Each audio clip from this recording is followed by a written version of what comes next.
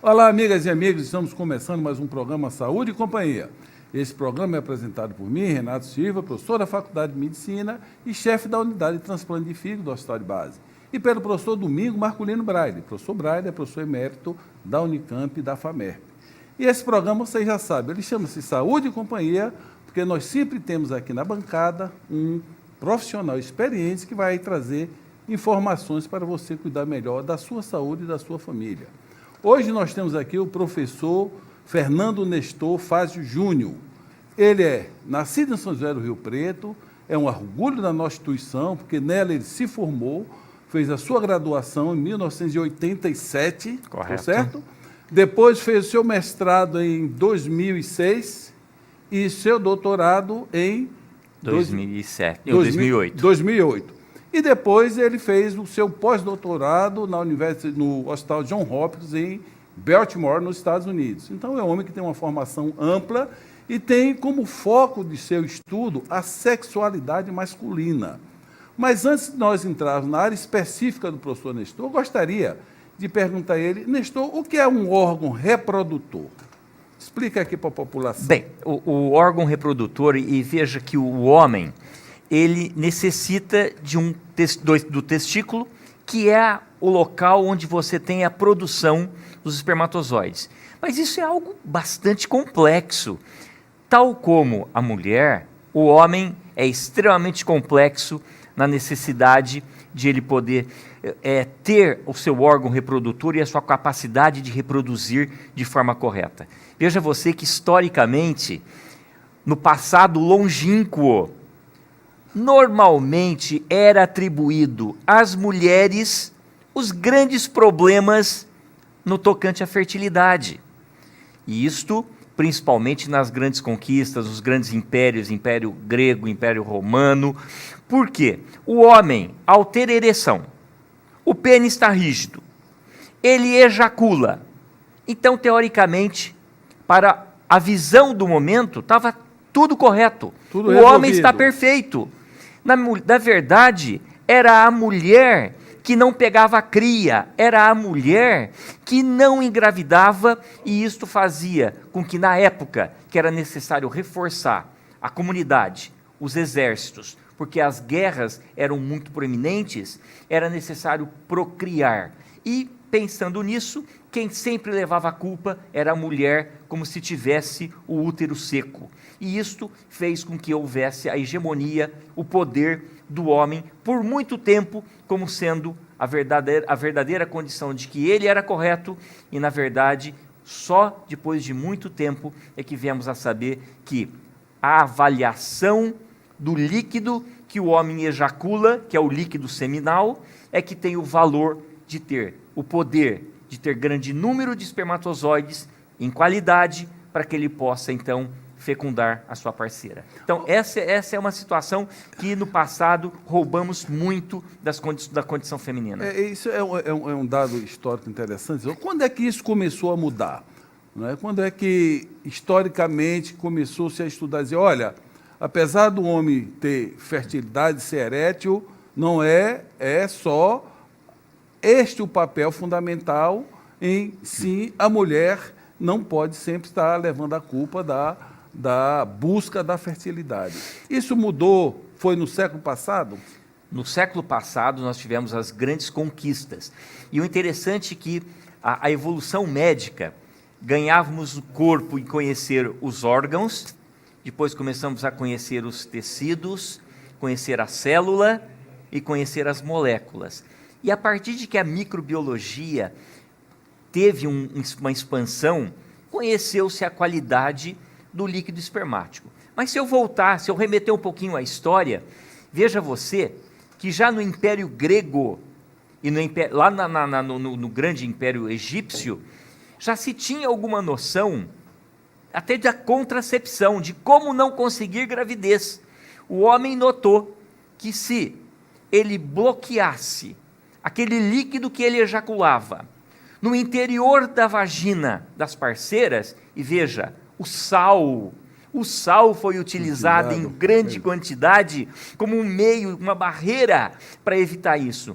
Outra coisa interessante em sexualidade buscando a história para contar, você vê que também, na época dos egípcios, era conhecido e foi a primeira descrição do coitus interruptus, quer dizer, interromper a atividade sexual e ejacular fora da vagina, mostrava-se uma caracterização de que você conseguia escolher o momento de ter filho com aquela parceira ou não. Isso tudo gerou uma situação onde sexualidade e sexo é uma coisa que sempre foi muito ligado ao poder e às manifestações, até mesmo nas guerras. Veja que dos 3 grandes impérios, o egípcio, o grego e o romano, há de se dizer que uma das formas da queda do Império Romano está até mesmo ligado à sexualidade. Por quê? Havia muita promiscuição, havia uma quantidade de promiscuidade muito grande. E quando o cristianismo veio neste momento, impondo moralidade, mudança, livre-arbítrio, uma série de situações, foi que se viu a derrocada do império, entre outras coisas. Então, mostrando o poder que a sexualidade exerce até os dias atuais. Ô Nestor, quer dizer, a qualidade do sexo é fundamental, né, para o prazer de um casal. O coito interrompido era uma qualidade sexual não satisfatória, teoricamente. E qual foi o primeiro passo na sexualidade que fez com que deixasse de ter esse coito interrompido para que aumentasse o prazer sexual do casal? Mas você vai responder no próximo bloco. Vamos para um pequeno intervalo. Por favor, não mude de canal.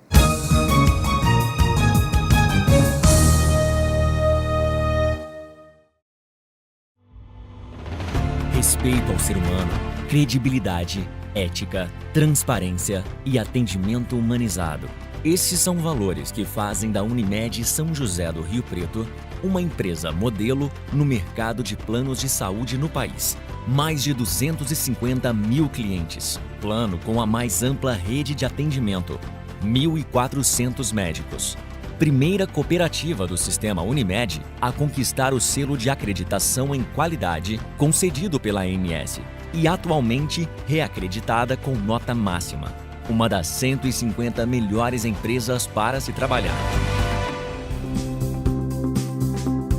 Pronto atendimento adulto e infantil. Unidade de vacinação. Farmácia. Central de quimioterapia. Centro de infusão.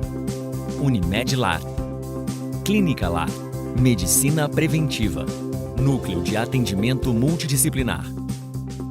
E central de vendas com escritórios em Rio Preto, Jales, Olímpia e Mirassol. Tudo em um ambiente que conta com total sustentabilidade social e ambiental.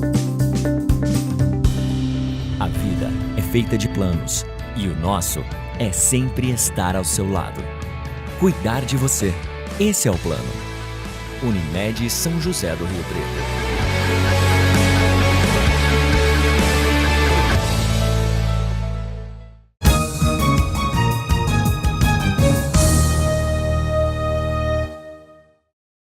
Olá, amigas e amigos, estamos voltando no segundo bloco, programa Saúde e Companhia, hoje com a presença aqui de Fernando Nestor, um grande estudioso da sexualidade do Brasil e da nossa instituição.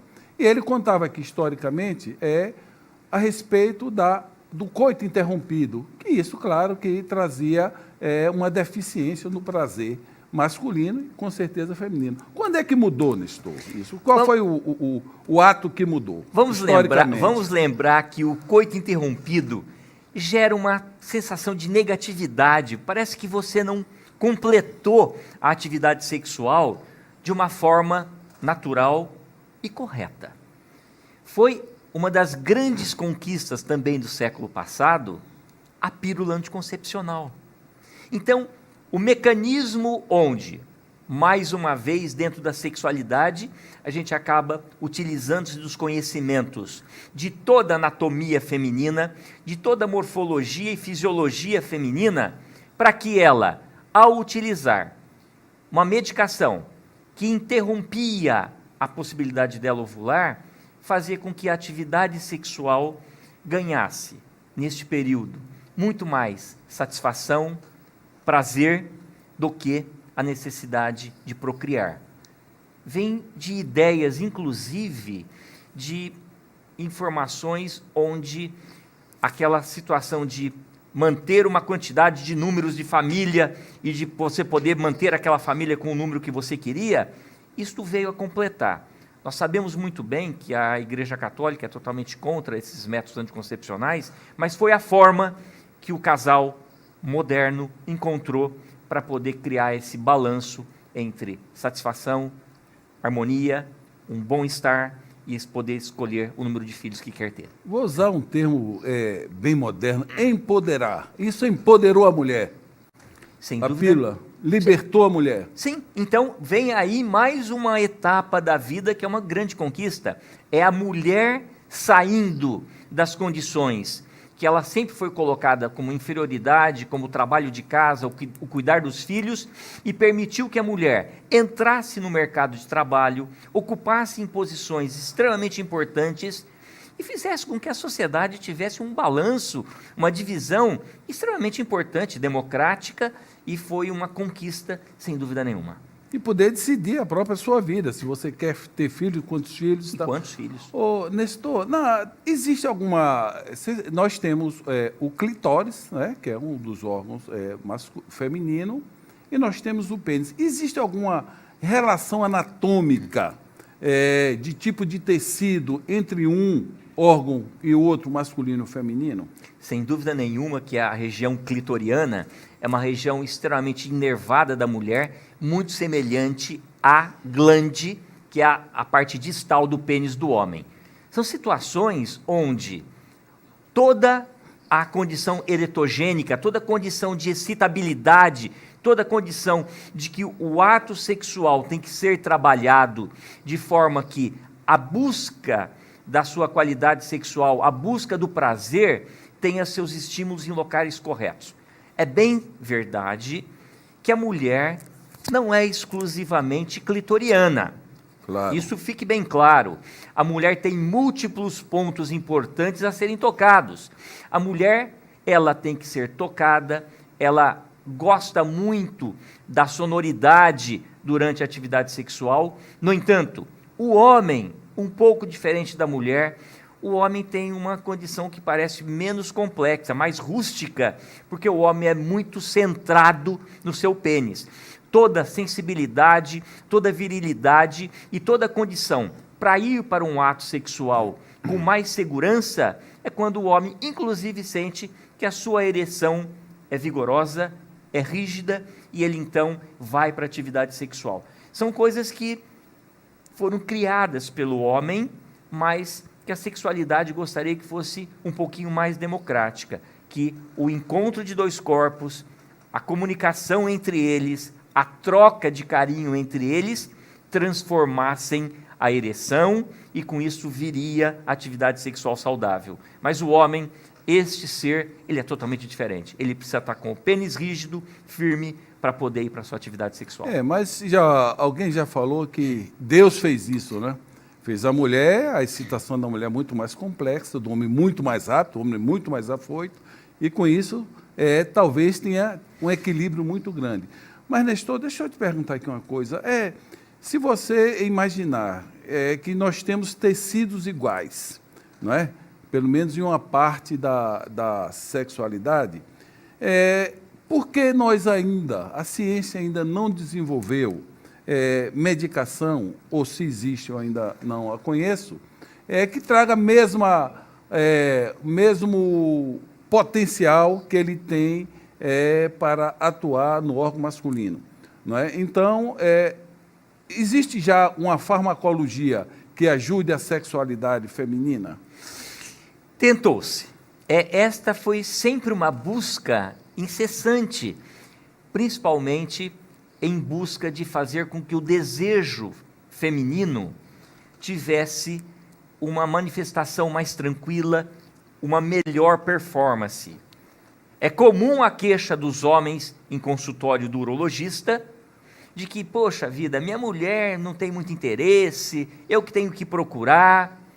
E isto fez com que muito das pesquisas tentasse trabalhar com medicações semelhantes a que estimula a ereção masculina, e pensando-se em órgãos semelhantes, mas é a mesma explicação da nossa fala anterior. A mulher não adianta ganhar apenas um engurgitamento na região clitoriana. Se ela não tiver toques, se ela não tiver a sensibilidade de poder ser tocada como um todo, ela não desenvolve um orgasmo, uma plenitude para que o sexo seja completo para ela. Então, essas medicações caíram por terra para as mulheres. Bem, nós estamos falando aqui com o Fernando Nestor, um estudioso da sexualidade, onde está nos dando bastantes informações. Nós vamos para um pequeno intervalo e eu gostaria que no próximo bloco ele começasse falando de um problema masculino, que é a ejaculação precoce. Por favor, não mude de canal.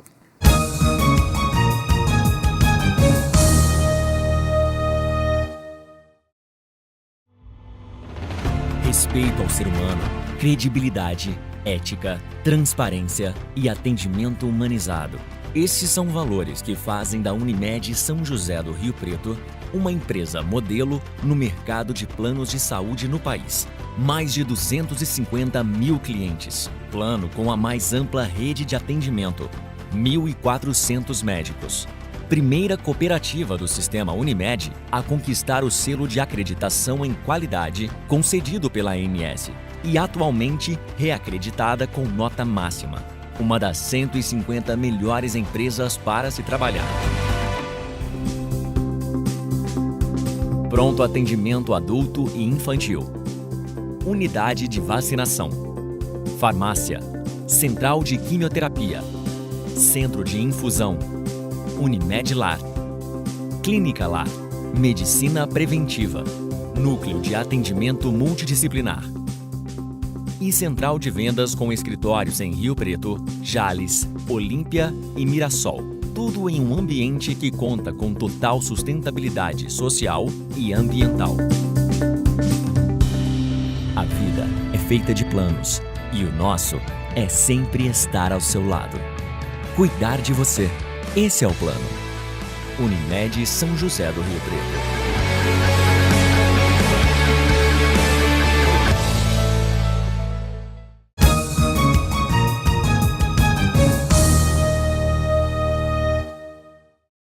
Olá, amigas e amigos, estamos voltando, infelizmente, com o último bloco do programa Saúde e Companhia, e nós estamos discutindo a sexualidade masculina e feminina. Mas nós deixamos uma pergunta no ar para Nestor. Nestor, o que é a ejaculação precoce? Ejaculação precoce é uma situação extremamente negativa na vida do homem. Viver a ejaculação precoce, ela é vivida de duas formas. Ela pode ser chamada de primária ou secundária. Primária é aquela ejaculação que o homem sempre, desde que iniciou a atividade sexual, ele foi conhecedor de que ele ejaculava muito rápido. Já a secundária é por algum motivo ele tinha uma performance sexual muito boa, por um motivo, seja emocional, um trauma, a perda de um ente querido, um mau relacionamento, ou a ruptura de um relacionamento, ele acaba tendo ejaculação rápida. É uma situação onde a busca pelo atendimento urológico é muito comum, muito embora essa situação não necessariamente se resolva no consultório do urologista. A principal situação envolvida no ejacular rápido é a ansiedade do homem. E a ansiedade é uma característica impregnada no emocional e no caráter da pessoa. Muitas vezes ele é ansioso para uma conquista de um emprego rápido, a resolução de um problema rápido, a necessidade de soluções ou o equacionamento dos seus problemas, isto fora e dentro da sua cama. Na própria cama ele manifesta-se idêntico, ele faz quando ele tem essa ansiedade no trabalho, a querendo entrar numa fila rápido, comer rápido, tudo isto. E é clássico ver que o paciente, ao chegar no seu consultório, Ele nem senta na cadeira, ele senta na ponta da cadeira como se ele já estivesse quase que pronto para ir embora. E é um assunto que normalmente ele não costuma entrar logo como primeira frase. Ele floreia a patologia para depois tentar apenas deixar de forma irrisória, porque ele sabe que o tratamento muitas vezes é muito difícil. E a maior parte desses homens, eu sempre costumo perguntar: você quer remediar o seu problema ou você quer tratar o seu problema? Se você quer remediar o seu problema, eu posso lhe prescrever uma medicação semelhante a um antidepressivo que costuma atrasar um pouco a ejaculação. Mas se você quer curar, você, além de procurar o urologista, você deveria procurar uma sexologista ou um terapeuta sexual para poder trabalhar emocionalmente a sua modificação do perfil da sua ansiedade perante ao ato sexual. Ô, Nestor, essa vida corrida, esse estresse que todo mundo passa, isso que você está colocando agora, né, que acaba influenciando na ejaculação precoce, tem aumentado ao longo dos anos a disfunção sexual masculina ou é o envelhecer? Como é que você explica a disfunção sexual masculina? Esse é um outro grande problema, pouco resolvido já no nosso novo século. Veja você que ejaculação precoce e disfunção erétil ou impotência sexual são coisas do mundo moderno, muito moderno. Até porque há uma série de influências. A idade é um fator importante. As condições da sua saúde natural, ser hipertenso e não tratar corretamente, ser diabético e não controlar a glicemia, obesidade, sedentarismo, associado ao estresse da vida moderno, são receita exata para que o homem comece a ter falhas na sua atividade sexual. Ele não consegue alcançar uma ereção suficiente para penetrar, e isto faz com que seja um grande problema para o casal. O problema é do homem, é ele que não se trata. Existe um outro dado muito interessante, que isso já é previsto pela Organização Mundial de Saúde, que os homens morrem 6 anos antes do que as mulheres. E por quê? A explicação está aí. Ele não costuma ter o hábito de cuidar de si próprio. E ele vai preocupar-se com tudo isto quando um primeiro sinal aparece, que é a dificuldade de ter ereção, a impotência sexual. E vem um dado mais importante do que isso. Muitas vezes, a impotência sexual, ela se torna um marcador importante de doenças cardiovasculares, de doenças do coração. E se ele hoje está se manifestando com uma impotência sexual e não mudar o seu ritmo de vida, não mudar sua qualidade de vida, ele num período de 3 a 5 anos pode vir a ter um advento sério, como infarto ou AVC. É engraçado, Nestor, quem está nos assistindo agora, quando é que você recomendaria, nós temos alguns datas assim que são importantes. Colonoscopia você deve fazer com 40, em mamografia tem uma idade. Quando é que você recomendaria a um homem para ir a um urologista ou quem sabe, porque você agora deu um dado muito interessante, todos nós sabemos. Quem é que vive mais? Vive mais é quem tem um bom parceiro. Vive mais quem tem animais, porque é quem vai cuidar de você. E, principalmente, nós já sabemos que a maioria dos homens vai ao médico que a mulher leva, né? E isso é fundamental. E está todo mundo ficando obeso, sedentário, e a consequência, nós sabemos que a síndrome metabólica é o que mais mata. Então, qual era a recomendação do ponto de vista urológico, sexual? Quando é que você diria para um homem que está nos assistindo, olha, procura um médico, tem uma idade? Eu acho que, primeiro, o homem tem que tirar esse estigma de que ele é super-herói, que ele não tem dor, que ele não morre, que ele é infalível. o homem é falível, e principalmente pela sua falta de buscar atendimento médico. Ir ao urologista é o médico do homem. O Brasil não tem grandes políticas de saúde masculina, tem grandes políticas de saúde feminina, da criança, do idoso, mas do homem não existe uma política importante. Acho que quando a gente fala de política de saúde masculina, o urologista costuma ver o homem como um todo, como a sua parte emocional, a sua parte sexual, inclusive a sua parte prostática. Hoje é sabido que 1 a cada 6 homens vão morrer de câncer de próstata. Isso é um dado alarmante. Então, ir ao urologista, respondendo a sua pergunta, deve ser uma consulta que deva começar entre os 40 e 45 anos, até para que ele entenda a sua condição hormonal, a sua condição prostática, a sua capacidade de urinar bem e a sua capacidade de se relacionar com a sua parceria. Nestor, infelizmente nós estamos chegando no final do programa. Você já está convidado a voltar aqui. Precisamos falar de reposição hormonal masculina. É um tema extremamente importante, mas você, dependendo da disponibilidade da tua agenda, eu gostaria que você deixasse marcado aqui um retorno seu e eu gostaria que você deixasse uma mensagem para o nosso telespectador, por favor. Eu acho que uma das situações, inclusive falado pelo Dr. Renato, é que nós urologistas dependemos muito de alguém que se preza para cuidar do seu parceiro. E todas as campanhas de sucesso que foram feitas pela urologia e pela Sociedade Brasileira de Urologia foram feitas em cima da mulher. A mulher tem um grau de consciência e maturidade extremamente importante. E é ela que costuma fazer a marcação da consulta do homem, porque é uma demonstração de amor e de carinho. Muito obrigado. Bem, nós gostaríamos de agradecer ao professor Nestor, desejar paz e saúde para você nessa semana e até a próxima com paz e saúde para todos. Obrigado, Nestor. Eu que agradeço.